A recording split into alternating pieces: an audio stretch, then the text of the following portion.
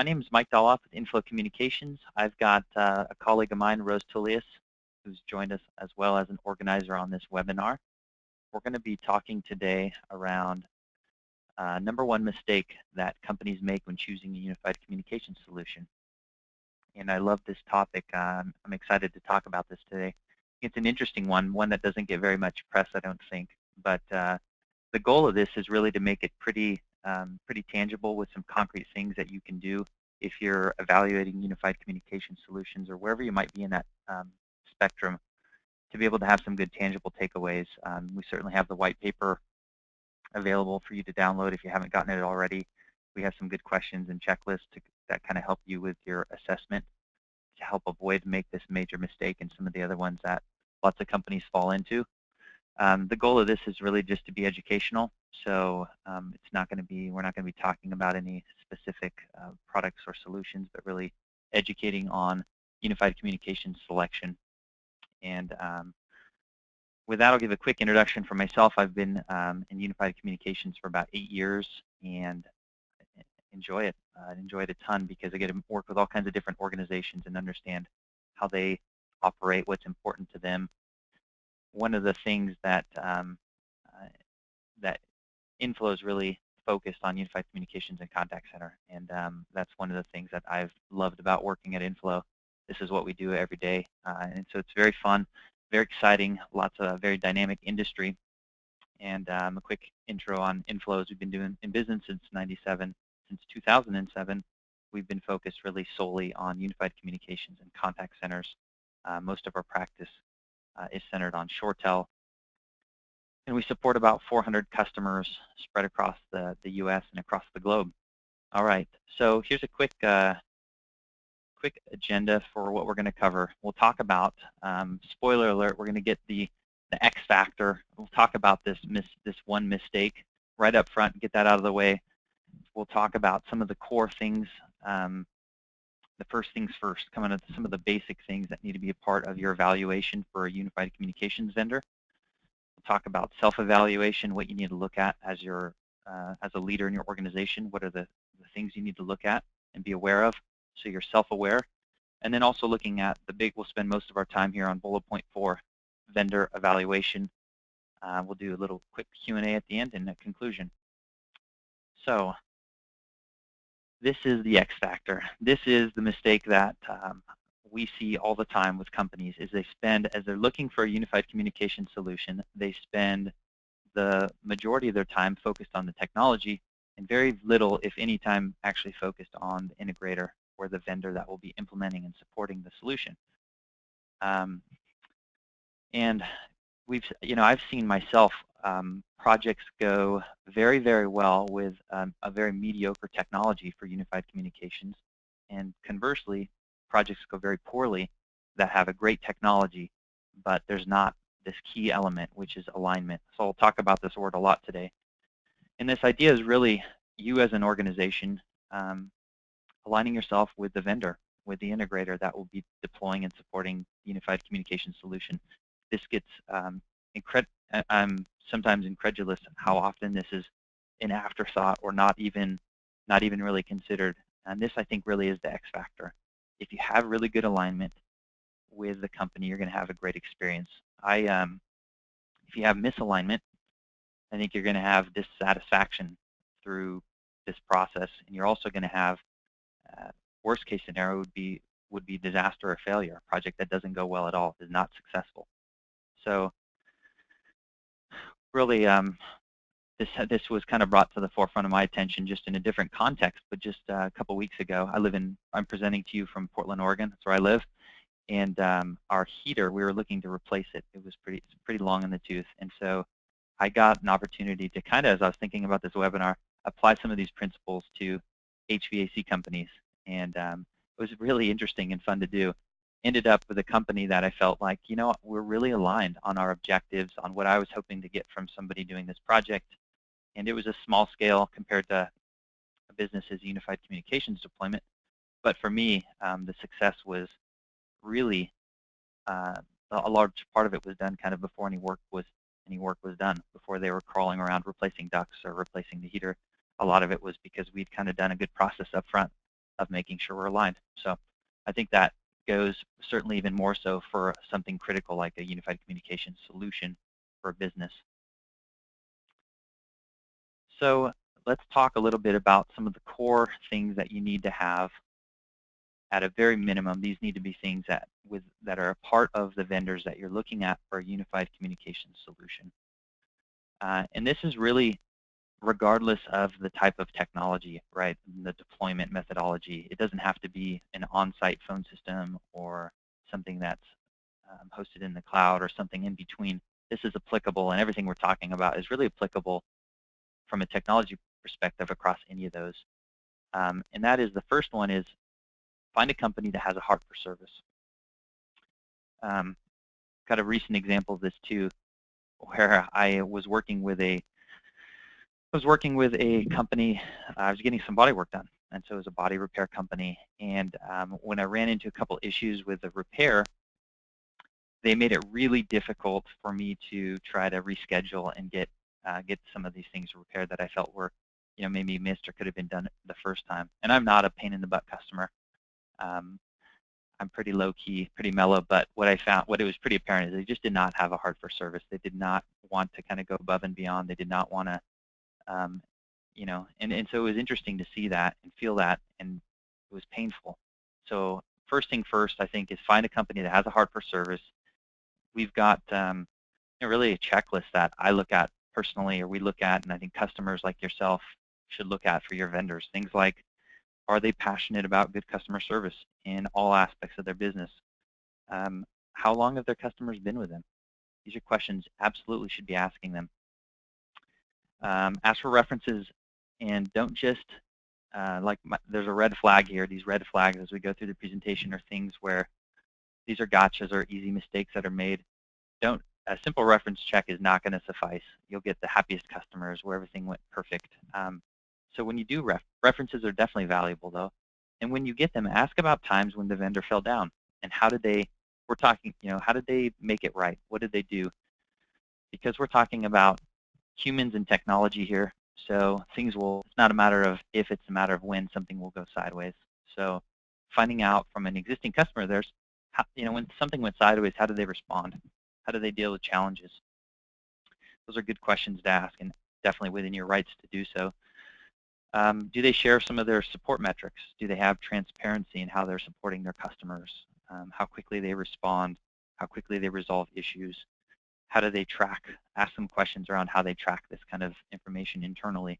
Those are all things that will really give you good insight into, do they have a heart for service? Do they care about those things? Because I think this is one of the huge factors for the success of your alignment. And then look at how easy it is to do business with them in all parts of their organization. Are they responsive on the sales side? If you're not doing business with them, you won't have visibility into all of that. But try to get a feel and an understanding for how that'll look. Find out if there's a penalty if they fall short of the bar that they set themselves up to achieve. And if they promise perfection, that's a red flag right there too. Do not run far away, right? If you're looking for someone that's promising perfection, be realistic that there's no such thing as perfection in our world. And I think it's a good test of a company's integrity if they can speak frankly about challenges they've had historically on projects and what they did to right those. I think that's a good sign. It's a sign of integrity. It's a sign of somebody that's being realistic as well. The other two, I think, are pretty self-explanatory, but make sure you're working with a company that's very proficient in network and servers. If you're deploying a unified communication solution, the assumption is that this is really voice over IP, so it's going across the network. It's an application on the network, so an understanding of those are critical. And the red flag would be a company that's really historically had dealt with digital or key systems, and they still have a heavy investment in that. We've seen many companies in the industry really struggle to make that transition from digital and key systems to voice over IP. And so just be cautious, understand what they are, what their background is with telephony and unified communications. And then certainly strong implementation and ongoing support is a critical part. We'll talk about ways to really kind of flesh that out in your conversations and in your evaluation. The first thing to do as you're going through this is really start with yourself. Start with your own company.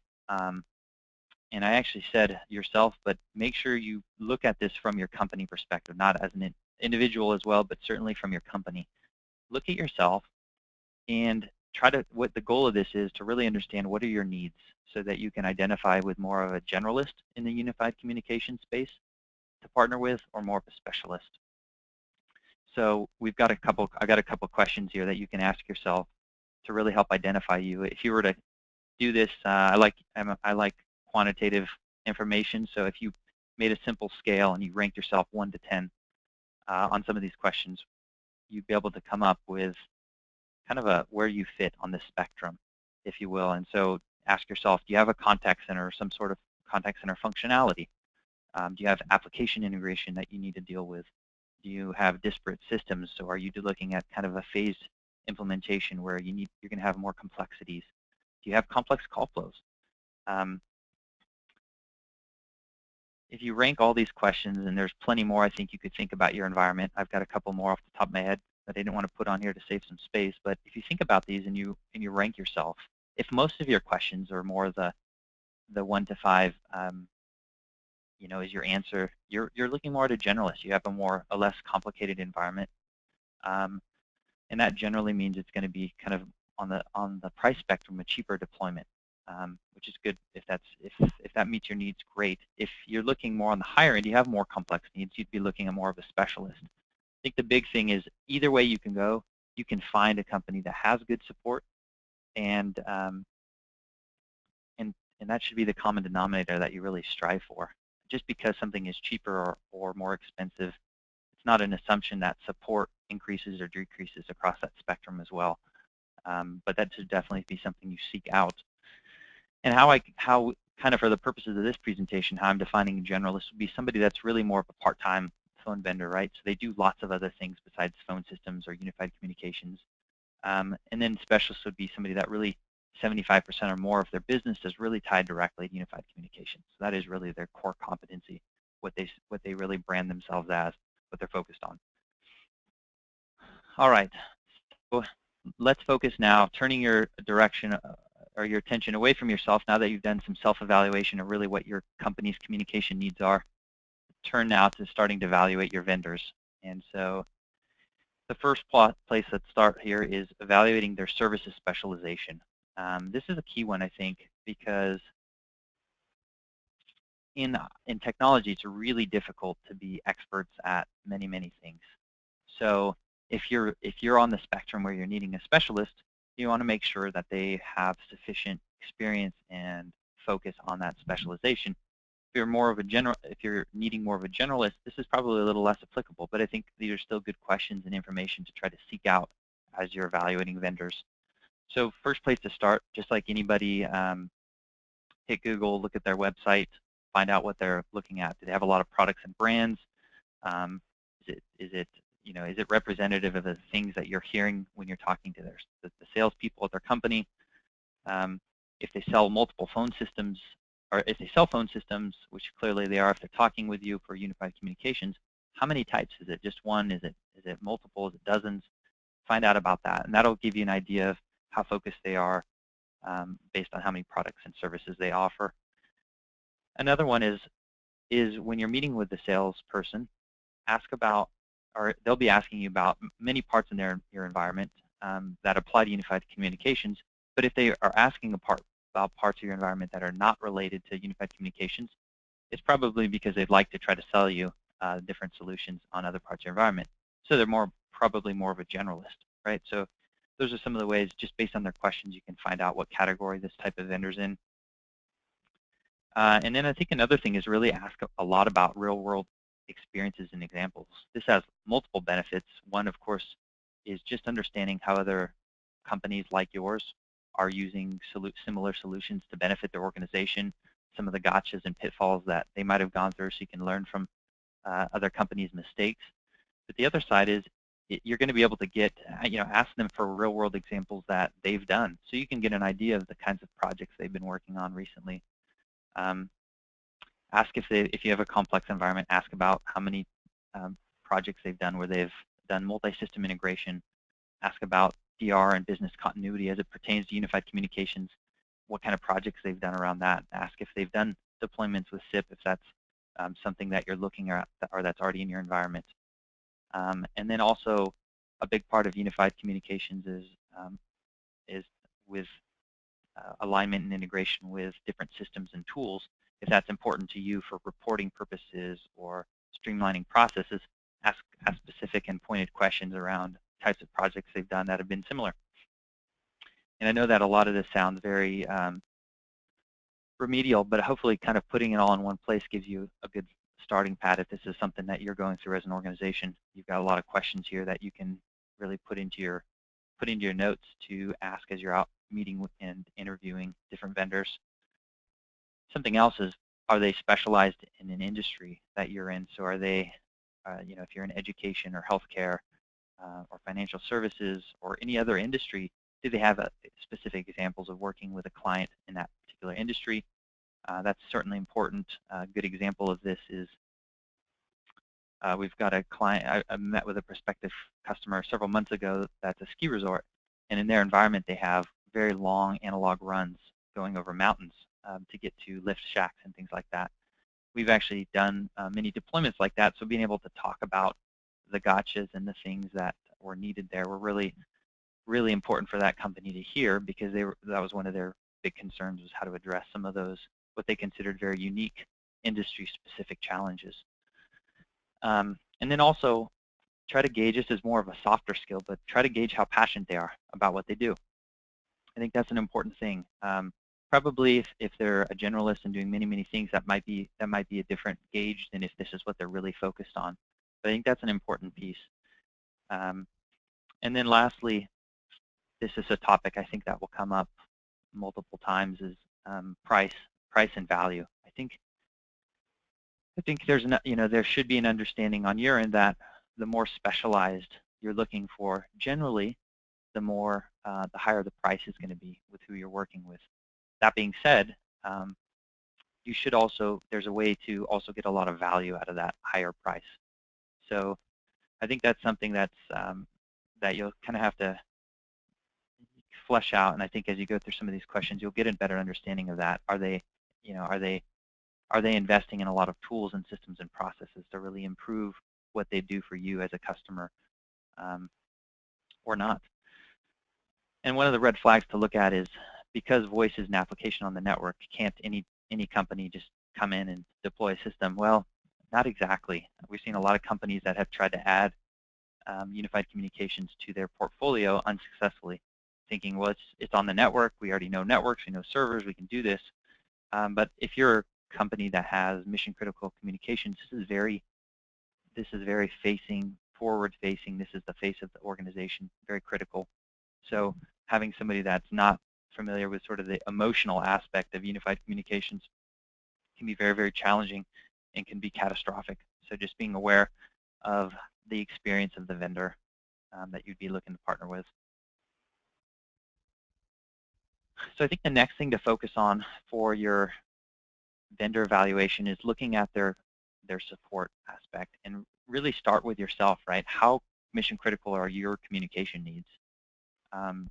You can have you can have very basic or very complex needs that are very vital to the company. So we think of schools or hospitals, places like that, where communication are critical. In some cases, the difference between life and death of someone being able to reach someone at that facility. So ask yourself, ask your key stakeholders, and really get a gauge for what's important to them. Understand what would happen if they were without phone service for a period of time.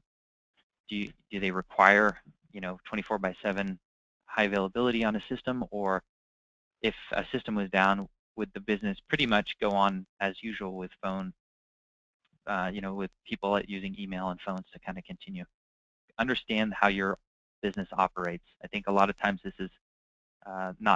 isn't dug into internally enough to really understand the depth of the reliance on the communication infrastructure. You want to understand this so you can align with somebody that can really meet those support needs.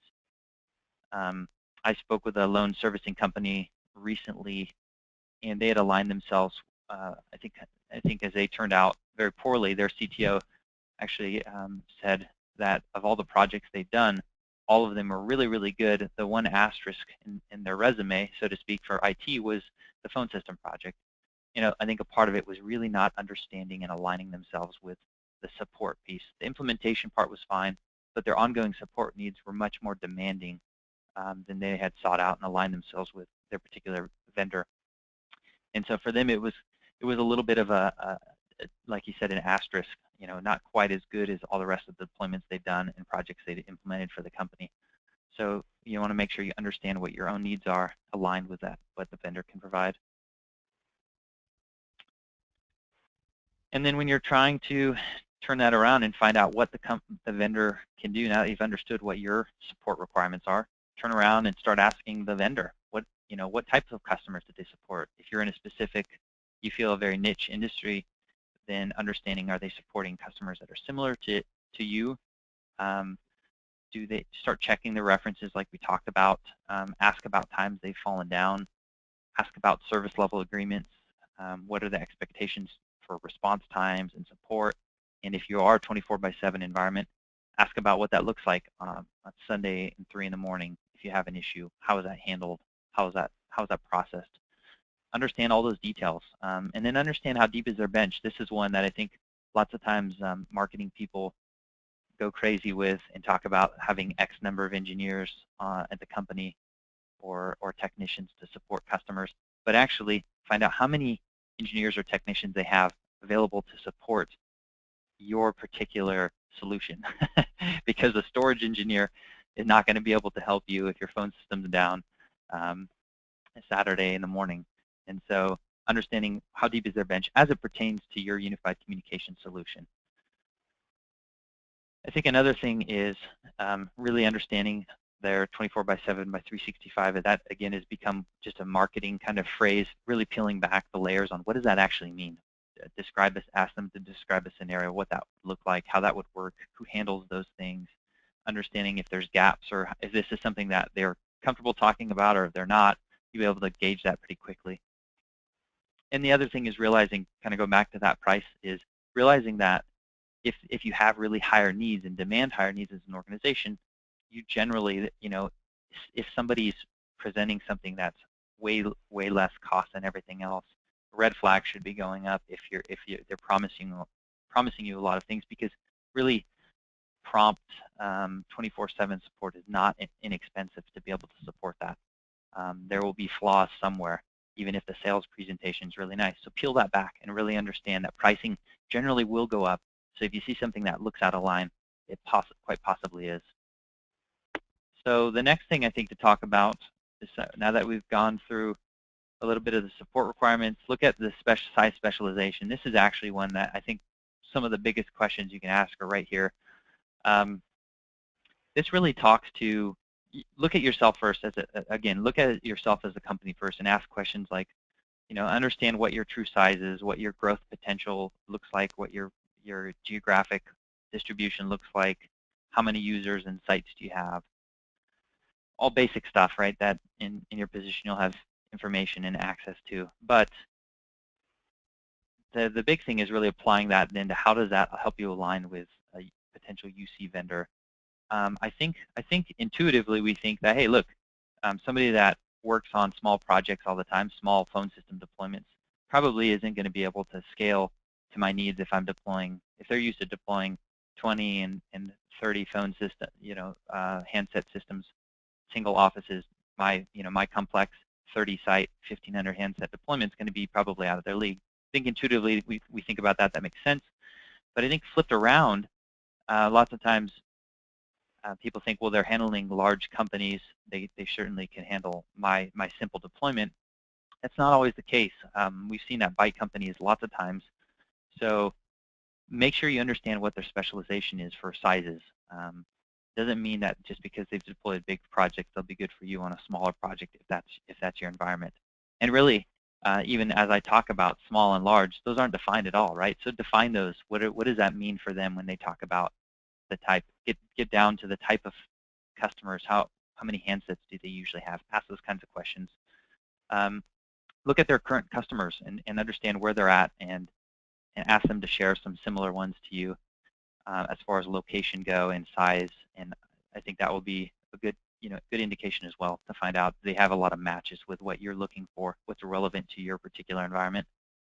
And then if you have remote sites or if you're geographically dispersed, how do they handle remote sites? Do they have, how does that look? What does that look like? One of the things we took on a customer just a couple months ago that is a large manufacturer headquartered in Portland, Oregon.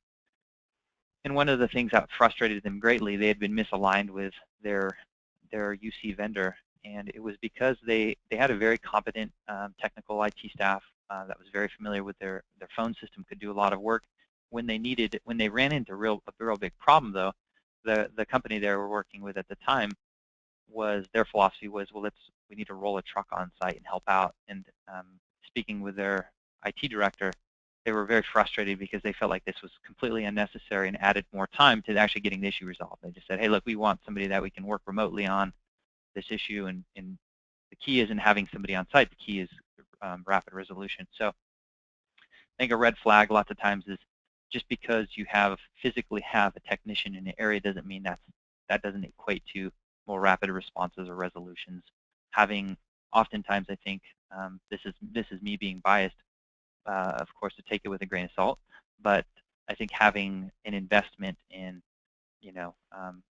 legions of trucks and technicians all across the place means that's where they're investing a lot of money into. Is that what's actually going to provide you better support and service? And you might determine yes, but I think in my experience, what I've seen, it's not the case. So this is, I think, another going along kind of the size specialization route. This is something I think that's huge, which is asking them what is their core customer profile. And I think this is one of the most important questions you can ask, because if you are somewhere on that spectrum between a generalist and a specialist, needing a generalist and a specialist, if you're somewhere leaning more towards a specialist, you're going to want to have somebody that's probably not going to answer this question along the lines of, hey, we can serve anybody and everybody, right? If they're a specialist, whether that's an industry specialization, a size, or a type of organization that they prefer to work with, understand what that is, because you want to find out if this is their bread and butter. What they're doing with you is going to be a project that's what they do all the time. So I think this is a huge question, and I don't think there's any. I think just asking it is going to give you a ton of information and insight into what they are, what they do, what they are. And then also, I think you can follow up that question. Another good one to ask is, if they do have a specific type of customer, ask them if they've ever had an experience where they have chosen not to work with a company that fell outside of that, and ask them to give you some examples about that. I think a company that is truly specialized will have examples where they had to walk away from business because it didn't make sense for them. They weren't aligned. So I think that's a good one to help you understand, really, is it truly, are they actually willing to do that when money's on the line, to hold to what they think they can do best versus kind of trying to fit a round peg into a square hole. So I think another critical thing to look at is industry specialization. This doesn't apply to everybody, but there are definitely industries that have very specific nuances. I mentioned the ski resorts and the long analog runs that one prospective customer had asked about. But it can be something physical or environmental like that. It can be things like understanding and familiarity with compliance requirements if you're in healthcare or finance and you have very specific regulations you have to deal with. Somebody that has familiarity with that and expertise in that might be critical to you. Also might be critical to you if you have specific applications that are very, very critical to the organization that that you want to have interface and interact and be integrated with the phone system. So things like CRM systems or EMR systems or hospitality property management systems. So a lot of different systems that might be very specific. So finding out how many customers do they have in your specific industry, how long have they been working with that particular vendor, do they have just a year or two of experience with those particular industries, or has it been many, many years and many deployments that they've done? Give you a good picture of how well they'll go into your environment and how quickly they'll be able to start picking up the nuances of what's in your particular company. And then I think asking about this is kind of following up with the support side is, do they have references that are very similar to your type of deployment in your support situation, where the industry is also shared. So somebody, if you're in healthcare, that's a very similar type of healthcare or insurance or whatever it might be. Finding those examples, asking for them, and really getting good details on that. The last section here, or last two sections, this one I'll pass through pretty quickly because this doesn't apply to everybody. But I think it's worth noting that what we see across the industry is a lot more companies that don't necessarily define themselves as a call center or a contact center, but they have a component of it in their business. And it's becoming more and more of a strategic business decision to have a contact center for one piece of the business or another. And so when you're dealing with a unified communication solution, if you have a contact center or a call center component to it, make sure that you're asking specific questions around the contact center piece, because it is a specialization even with unified communications. They're not the same. They're not the same in a lot of ways. And so phone system conversations are oftentimes around features and functionality. Lots of times IT is really the only department that's heavily involved in that. It's much more at the technical level often, or a feature functionality level. Contact centers, however, if that's a part of your organization, you'll know that that can be the lifeblood of the business. That can be really the very front and center part from a customer, or how you're engaged with your customers. So you need to make sure there's a whole different process for dealing with vendors, dealing with your own internal staff on that, and also dealing with your vendors to make sure that they can help meet the needs for your contact center. You need to do things like make sure there's cultural alignment, process alignment, agent engagement. All these kinds of things need to be a part of it. Usually business intelligence and reporting are key parts of that discussion. So your vendor, if there's that part of it, needs to be able to be adept and experienced in those different conversations. Much different than speeds and feeds from the technology perspective. This is getting into kind of the messy world of operations sometimes, or sales or marketing. Way different world. And you want to if you have that as a need in your environment, make sure you have really pointed questions addressing those pieces. And then to continue on that, is finding out what their experience, what their chops are around contact center specialization. So again, references with contact centers, long duration of time, examples with specific examples that are similar to your environment, whether it's like a CRM integration or very, very advanced routing functionality to be able to get people for technical support or customer service to the right person as quickly as possible, be able to report on it, all those kinds of questions, get examples of those. I think a lot of this will become apparent if you're talking with them.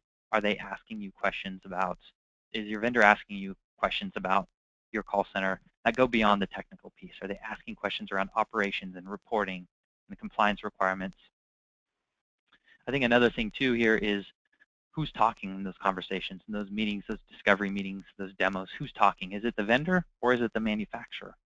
Because ultimately, most companies are selling, not all, but many companies sell through a vendor, and that is going to be who's going to be implementing and supporting you down the road. If your vendor is really not leading that conversation, be aware of that. Be aware, because you might be stuck once the project's in place with somebody that doesn't have the chops to handle it, but you got to that point because there were some really good manufacturer sales reps that were working on that. So, and I think the other thing is really looking critically at that ongoing partnership and understanding what kind of value are they going to be able to bring. Are they bringing new ideas to your contact center? Are they asking questions to get you to think about things differently than you had before? I think there's a lot of, when you get to the contact center space, there's really a lot of where partnership can really help both parties for your company to be able to think of things differently. You've got somebody that has, if the vendor is a good alignment, will have a lot of experience in your industry or in types of projects where they can lend a lot of that insight and ask questions about, well, break down some of the assumptions that might have been in your environment for a long time, ask good questions. And there's going to be a ton of value if you can find that right vendor to establish that relationship early and then continue an ongoing partnership that continues to add. So, and then the last thing, we've talked a little bit about this, is price versus partnership. I don't think those two words are at odds at all. I think the key is really finding price for value. Nobody wants to get gouged, but also have an understanding that if you have a need for specialists, they can't be the cheapest. It doesn't work. If they are, they're only going to be in business for a short period of time. So I think a good alignment is really going to have transparency and a lot of dialogue on this topic. So that way both parties can win. I think as you go through the process, some of the things you can look at to really determine, what is their alignment? Are they really kind of a partner and value driven, or are they more price driven as an organization? One of the clear things I think is just talking about, as you're talking about the solution, does everything come back to price from their end? Is it always focused on price? When you talk about a solution, is it quickly put together as a quote, and is it a number? Or are things spoken about more on value and process, and trying to really help you understand and get the most out of a solution, much beyond just the bottom line number is. I think another thing too is push them on price. So what do they do? How do they respond to that? Negotiation, I think, is a great thing, and it's also, I think, gives you a lot of insight. If their immediate gut reaction, a vendor's immediate gut reaction, is to discount, 10 or 20 or 30% off of whatever they'd quoted you previously, without any hesitation, number one, you have to worry about, well, what were they trying to charge me before?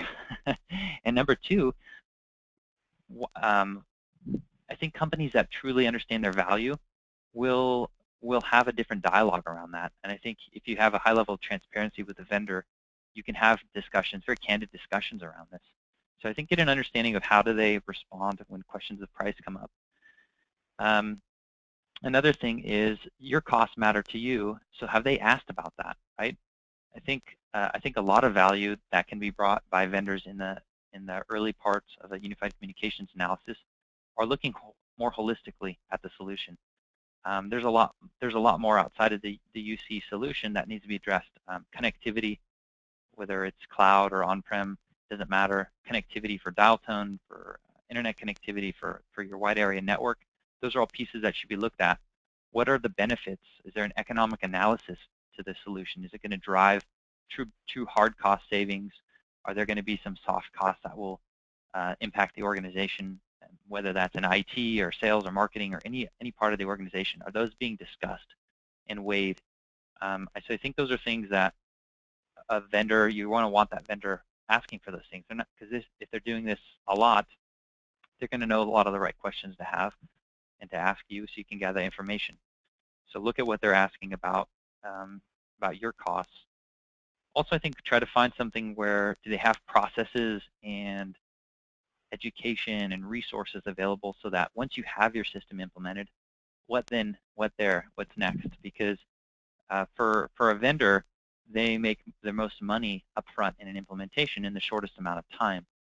So are you going to get the full court press when you need to buy a big system? But then what? What happens from there? Are you going to get extra value? Because a lot of the value in unified communications, in my opinion, is really continuing to adopt it and adapt it to your environment over time. Are you having the ability to do that? Are they giving you resources and tools to do that? Are they helping you with it with training? What does that look like? Find out about that, because I think that's where all the numbers look really good. Everything looks really good up front. Once that sale is made, what happens, and what kind of support do you have? Not necessarily technical support, but education and resources and training. And then find out about their account management philosophy. I think that ties in really with continuous improvement. What does that look like? What will that model look like for you? All right. Then I'll just do a quick wrap here, just as a kind of a recap. I think the big mistake is misalignment, right, between a vendor and a company such as yourself. So finding that alignment is really key. That is the X factor. I mean, that really is. I think what you see, I'd probably get my hand slapped for saying this in front of a lot of people, but in the UC space, you have a lot of feature parity between different platforms. I think there's just a lot more overlap than there were many, many years ago, for sure. And I think that will continue to have more and more feature parity. So spending more time on the vendor is where you're going to really have the difference. There's a big wide spectrum there. There's not as much quote-unquote feature parity in the vendor space as there in the technology. So that's your X factor. That's how you're going to get really a great result from a project and get it where you feel like you have a lot of value, a good partnership both for implementation and beyond. And I think to get there, you really have to start with your own company's personality. Understand yourself. Don't just assume that I've seen this with lots of companies. They have a real white glove customer, so perfect customer service, perfect as they can get to their customers, but how they deal with vendors is completely different. So don't assume how you deal as a company with your customers is the same as how you want to deal with your vendors. Don't make that assumption.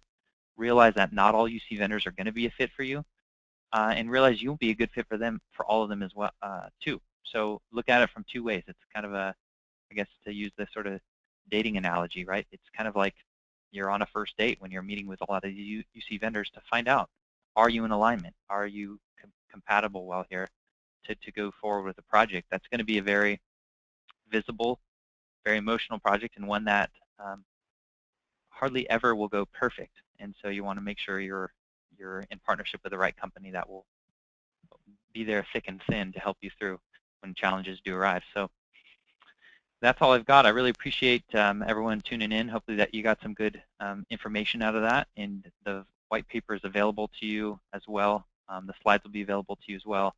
And if you have any follow-up questions, you'll have my information on those documents and can certainly reach out. Thanks so much, everyone. Have a good rest of your day.